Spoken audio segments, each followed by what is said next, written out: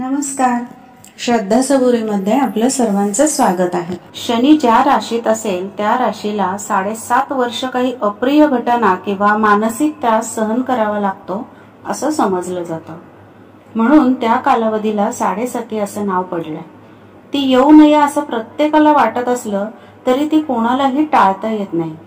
ज्योतिष मानत नाही असं कितीही म्हटलं तरी प्रत्येक माणूस मनातून 7.5ला थोडं तरी घाबरतो. एक गोष्ट सांगते. शनी आणि लक्ष्मी दोघांनी विष्णूला विचारलं की आमच्यातलं कोण छान दिसतं. हजरजबाबी विष्णू भगवान म्हणाले, लक्ष्मी येताना छान दिसते आणि शनी महाराज जाताना चांगले दिसतात. शनी परीक्षक आहे. शाळेत अभ्यास किंवा ऑफिसमध्ये ऑडिट असताना तशीच 7.5 असते. चोख वागेल, त्यानं घाबरायचं काहीच कारण नाही. दर 30 वर्षांनी भेट देऊन 7.5 वर्ष मुक्काम करत असल्याने प्रत्येकाला आयुष्यात 2 ते 3 वेळा 7.5ला सामोरं जावं लागतं. देशपांडे नावाचे माझे एक सहकारी आहेत. त्यांना साहेबांनी बोलावलं ना की ते मी सरांशी गप्पा मारून आलोच असं सांगून जायचे आणि आल्यावर त्यांच्या चेहऱ्यावरून साहेब काय बोलले असावे याचा अंदाज यायचा. एकदा मी त्यांना विचारलं, सर तुम्हाला ओरडत नाहीत का? तुमच्या चुका वगैरे काही काढत नाहीत का? तर देशपांडे म्हणाले, ओरडतात ना. मी म्हणाले, तुम्हाला वाईट नाही का वाटत? तर देशपांडे म्हणाले, हो वाटतं की. मीही माणूसच आहे. मी मन लावून काम करतो, त्यामुळं कौतुक व्हावं असं मलाही अपेक्षा असते. पण एका साहेबांनी मला सांगितलं होतं ते मी कायम लक्षात ठेवलंय. मी काय म्हणून विचारलं तर देशपांडे म्हणाले, एकदा साहेब मला ओरडले म्हणून मी खूप नाराज झालो होतो. ऑफिसची वेळ संपली तरी रागाने काम करत बसलो. साहेब घरी निघताना त्यांनी मला पाहिलं आणि मला म्हणाले, देशपांडे चला चहा पिऊया. चहा पिताना त्यांनी मला सांगितलं, देशपांडे तू लहान आहेस म्हणून सांगतो. जो माणूस कौतुक करतो तो आवडतो. जो चुका दाखवतो त्याचा राग येतो आपल्याला. बरोबर आहे ना? हा मनुष्य स्वभावच आहे रे. हे बघ, घरी वडील आणि ऑफिसमध्ये साहेब काहीही बोलले ना तरी राग धरायचा नाही. त्यात आपलंच भलं असतं असं साहेब म्हणाले. आपण मानत नसलो तरी त्यांना आपल्यापेक्षा जास्त कळतं. त्यांना जे माहीत हवं ते त्यांनी सांगितलं नाही तर आपल्याला कळणार कसं? गोड बोलून जी कामे होत नाही ती कडक वागण्याने लवकर होतात. पुढे म्हणाले, वडिलांना मुलांचं भलं व्हावं असं वाटतं ना. साहेबांनाही सहकार्यांचं चांगलं व्हावं, काम उत्तम व्हावं असंच वाटतं. त्यांची खुर्ची त्यांना लोकांमध्ये फार मिसळू देत नाही आणि त्यांना फार गोड बोलता येत नाही. शनी महाराजांचंही असंच असतं. पितृतुल्य मायेनं धाकात ठेवतात. ते शत्रू नाहीये, ते करतील त्यात माणसाचं 100% हितच असतं. ते मनाविरुद्ध असल्याने माणूस नाराज होतो इतकंच. त्यात शनीचा काहीच दोष नाहीये. शनीसारखी निष्ठा असावी. वाईटपणा येऊनही तो त्याचं काम चोख करतो. 7.5 माणूस कमी कालावधीत खूप काही शिकतो. आपला दृष्टिकोन बदलतो, माणसं ओळखायला लागतो, स्वतःच्या क्षमता जाणतो आणि शिस्त अंगी बांधते. म्हणून माणूस घाबरला, विरोधात गेला तर त्रास होतो.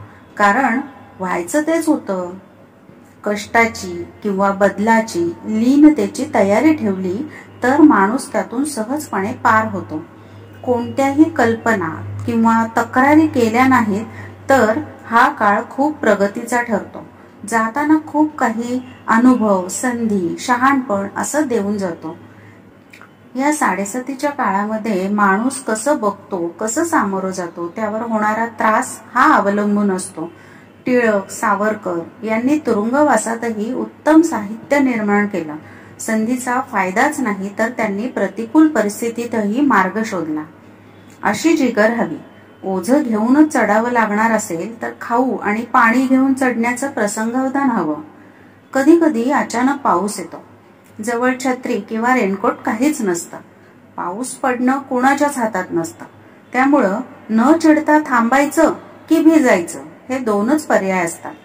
वेळ नसेल तर भिजत जायचं आणि वेळ असेल तर थांबायचं. ही निर्णय क्षमता 7.5 येते. चिडचिड करून त्रास करून घ्यायचा नाही हे शहाणपणही येतं. भिजत जाताना किंवा वाट बघताना चहा, भजी, कणीस असं काही खायचं हेही कळतं. चांगल्या वाईट घटना आयुष्यभर घडत असतात. कधी इतरांची साथ मिळते तर कधी नाही मिळत. आपला आनंद आपणच मिळवायचा. आपली वाट आपण आत्मविश्वासावरच चालायची. कुबड्या घेऊन चालायचं नाही हेही माणूस शिकतं. मला वाटलं किंवा माझ्या लक्षात नाही आलं इतकं चालतं अशी वाक्य मनात आणायची नाहीत, नाहीतर शनी महाराज पिच्छा पुरवतात. शरण जाणं हा सोपा मार्ग आहे, पण अहंकार आड येतो. अहंकार मनात धरून मारुती, पिंपळ कोणालाही फेऱ्या मारून काहीही उपयोग होत नाही. अंगी नम्रता असेल तरच शांत राहता येतं. गुरुला शरण जाणं हा सर्वात उत्तम मार्ग आहे. गुरुकडे गेलं की बरीचशी तयारी गुरु करूनच घेतात. शाळेत असताना शिकवणी लावून अभ्यास करा किंवा आपापला करा, अभ्यास करावा लागतो. परीक्षा नको, अभ्यास नको असं म्हणून चालत नाही ना. हॉटेलमध्ये खाल्लं की बिल हे द्यावंच लागतं, नाहीतर भांडी घासावी लागतात. डोकं शांत, मन प्रसन्न, काम चोख असेल तर काय चुकतंय, काय करायला हवं हेही लक्षात येतं. स्वतःच्या चुका ऐकूनही घेत नाही म्हणून माणसात सुधारणा होत नाही. कोणी सांगितलं तरी माणूस चुका स्वीकारत नाही आणि सुधारतही नाही. चूक मान्य केली तर सुधारायची थोडी तरी शक्यता असते. घाबरावं असं शनी महाराज काहीही करत नाहीत. आरोग्य आणि अध्यात्म या दोन गोष्टींचं माणसाला महत्व पटवण्याचं आणि पैसा, संपत्ती, मीपणा यावरचं लक्ष कमी करण्याचं काम शनी महाराजांकडे सोपवलं आहे. शनी महाराजांचा अनुभवावर, कृतीवर आणि शिस्तीवर भर आहे. समजावण्यावर नाही. ते उपदेश करत नाहीत, थेट अनुभव देतात. माणसाला असणारी धुंदी किंवा गुर्मी उतरवण्याचं काम शनी महाराजांना दिलेलं आहे. गीतेत कर्मण्येवाधिकारस्य असं सांगितलं आहे. त्याचा वस्तुपाठ शनी करून घेतात. गीता एकंदरीतच संत साहित्यात असलेला उपदेश शनी प्रत्यक्ष कृतीत आणायला लावतो. ज्या माणसांना कष्ट, शिस्त, नम्रपणा आवडत नाही त्यांना 7.5 मध्ये त्रास होतो. खरं तर राग आणि अहंकाराने माणसाचे पूर्ण आयुष्य खडतर जातं आणि त्रास होतो. अतिचिकित्सा न करता काही गोष्टी सोडून देतात ती माणसे समाधानी आणि आनंदी असतात.